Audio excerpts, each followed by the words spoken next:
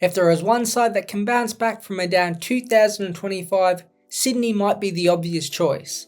Not much went right for them and Dean Cox in his first year as senior coach. They were coming off a heavy grand final loss. History points towards troubles the next year when that happens. They had injuries to stars early on and were still experimenting with players and their roles. It led to a 4-win and 8-loss start that in the context of the 2025 season meant it was over. But slowly things changed and the Swans finished the year with an 8-win and 3-loss record with pivotal wins along the way. So which is the real Sydney, and is the acquisition of one player really enough to put them back in the premiership hunt, or will it actually limit the Swans for the now and the future? That one player is Charlie Curnow. Sydney for their entire history have always had that marquee man, from Warwick Capper to Tony Lockett to Barry Hall and of course Lance Franklin. There is just something about Sydney and getting in that marquee player that the fans will flock to see. Now the price tag was heavy, with 3 first-round picks and reliable role player Will Hayward going the other way, but it was always going to be expensive to get in one of the best forwards in the competition. By the time 2026 rolls around, Curnow should be fully fit, firing, and perhaps most important of all, happy to be out of Carlton. We know Curnow is a goal-kicking machine, and in a Sydney system that features elite kicks like Nick Blakey, Chad Warner, Isaac Heaney and Errol Goulden, it's not hard to imagine Curnow leading up to perfectly placed balls, which perhaps wasn't always his delivery at Carlton. At 28, he still has the back end of his prime to play at the Swans, but besides from the flash, attention and goals he will kick, Curnow fixes the Swans' biggest issue. The key forwards have been patchy for 2 or 3 years now. Joel Amadi has shown signs, but never been very consistent. Hayden McLean has been okay, often playing as the backup ruck, while Logan McDonald missed the entire 2025 season with injury. Obviously Curnow coming in and the attention he will get on field should help 2 of the 3. One will most likely have to miss out. Despite Curnow coming in, Sydney really didn't lose that much depth in getting him. A couple of their acquisitions actually went under the radar. Now Hayward's 29 goals will be missed, and so will his unique attributes as a mid-sized forward. Oliver Florent just fell out of favour with Dean Cox, so he is really no big loss in the grand picture, although it feels like he could bounce back at Carlton in a slightly different role. Malcolm Roses Jr. comes in from the Gold Coast Suns as a small forward, directly replacing Hayward.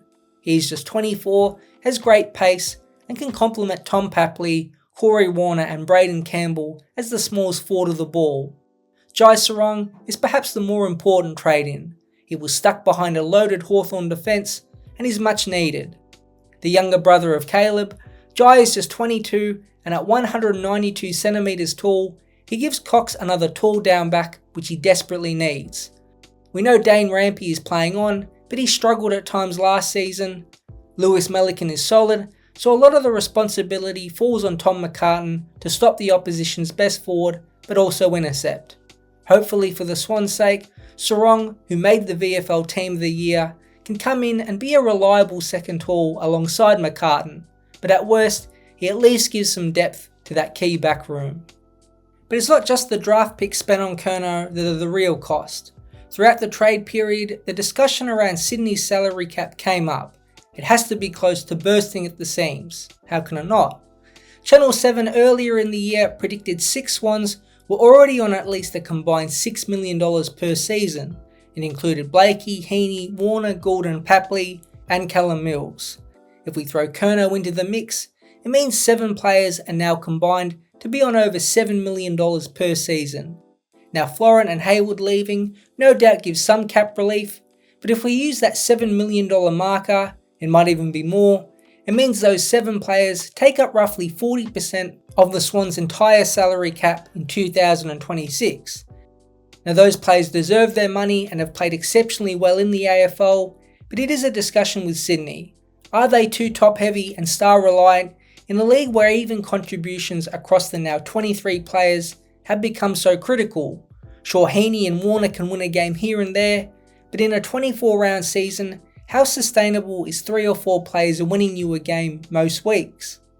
It is a big question with Sydney, and in fact, it was a similar question with Carlton, the team where Curnow is coming from.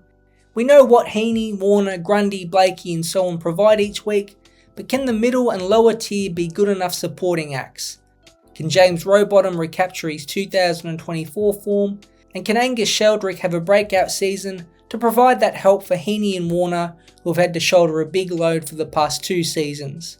Corey Warner, Caden Cleary, mature age pickup Riley Bice and Tom Hanley are the others who have had a taste of AFL football but are yet to become established role players in this Sydney team. As good as the veterans like Jake Lloyd, Dane Rampe and Harry Cunningham have been, to take that next step, a new wave of Swans are going to have to get into this 23 and challenge for spots. The middle of the pack have also stagnated, and we saw that last year with Ollie Florent. Justin McInerney has been a good player for a while, but not much more than that, while Matt Roberts, Braden Campbell and the tools beside McCartan really haven't been able to improve or be match winners here and there. If the big guns haven't been able to fire in blistering form, or are out injured as we saw some of them were in early 2025, then the Swans have been an average to below average team. But there is quite a surprising amount of youth in the squad that really hasn't been AFL tested yet, and to become a formidable team next year, you would think 3 or 4 of them would have to join the superstars in making big improvements. But the likelihood is, Sydney will be much better prepared for the first half of 2026 compared to last season.